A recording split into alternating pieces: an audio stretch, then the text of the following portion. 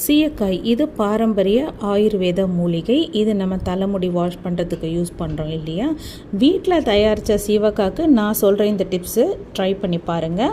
தேவையான அளவு சீவக்காவை முடிக்கு தகுந்தாப்பில் எடுத்துக்கிட்டு அதில் கொஞ்சம் வெதுன்னு தண்ணி, ரொம்ப கொதிக்கிற டெம்பரேச்சர் வேண்டாம், வெதுன்னு தண்ணி போட்டு மிக்ஸ் பண்ணி வச்சு யூஸ் பண்ணிங்கன்னா நம்ம தேய்ச்சி வாஷ் பண்ணுறதுக்கு ரொம்ப சுலபமாக இருக்கும்.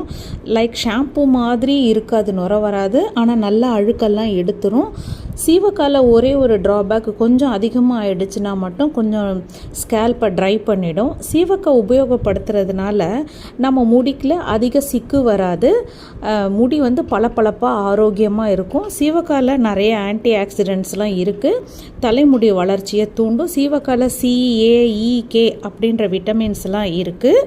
தலைமுடியை பாதிக்கிற ப்ரீ ரேடிக்கல்ஸை அழிக்கிறதுனால சீவக்காய் உபயோகப்படுத்துறது ரொம்பவே உபயோகமாக இருக்கும்.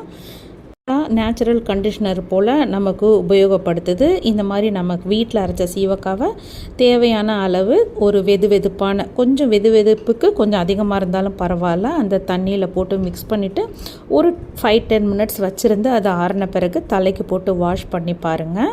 தேய்ச்சி கழுவுறதுக்கு ரொம்ப ஈஸியாக இருக்கும், உங்களுக்கு ரொம்ப சாஃப்டாக இருக்கும்.